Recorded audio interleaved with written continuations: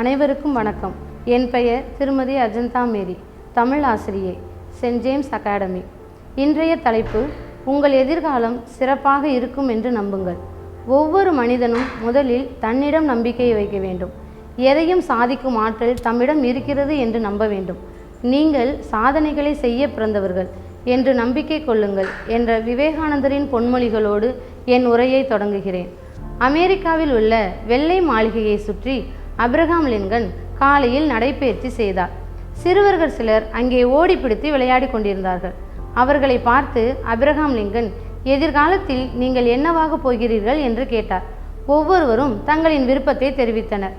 ஒரு சிறுவன் மட்டும் ஜன்னலுக்குள் கைவிரலை நீட்டி வெள்ளை மாளிகைக்குள் இருக்கும் அதிபர் அமரும் நாற்காலியை காண்பித்து, அந்நாற்காலியில் நான் அமருவேன் என்று கூறினானாம். அப்படி கூறிய சிறுவன் யார் தெரியுமா? அவர்தான் இருமுறை அமெரிக்க நாட்டின் அதிபராக தேர்ந்தெடுக்கப்பட்ட பில் கிளின்டன். இவரால் எப்படி அமெரிக்க நாட்டின் அதிபராக முடிந்தது? அவர் தன்னை நம்பினார். அவரின் தன்னம்பிக்கை தான் அவரை அந்நிலைக்கு உயர்த்தியது. ஆம் மாணவர்களே, முதலில் நீங்கள் உங்களை நம்புங்கள். உங்கள் நம்பிக்கை தான் உங்களை வழிநடத்தி செல்லும். தன்னையும் தனது ஆற்றல்களையும் திறமைகளையும் தனது செயல்பாடுகளையும் முழுமையாக நம்பி என்னால் எதையும் சாதிக்க முடியும் என்பதை உள்மனதில் உணர்த்துவதே தன்னை நம்புதல் ஆகும். என்ன நடந்தாலும் எதை இழந்தாலும் சோர்ந்து போக மாட்டேன். காரணம், நான் 100 வெற்றிகளை கண்டவன் அல்ல, 1000 தோல்விகளை பார்த்தவன் என்று கூறினார் தாமஸ் ஆல்வா எடிசன். ஒவ்வொரு படைப்பாளர்களும் தங்கள் தன்னம்பிக்கையால் தான் உயர்ந்தவர்கள் என்பதை மறந்துவிடக்கூடாது. எனவே மாணவர்களே, உங்களிடம் இருக்கும் தேவையற்ற பயங்கள், தாழ்வு மனப்பான்மை, எதிர்மறை எண்ணங்கள், அவநம்பிக்கை போன்றவற்றை தூக்கி போடுங்கள். காலையில் எழுவோம் என்ற நம்பிக்கையில்தான் உறங்க செல்கிறோம்.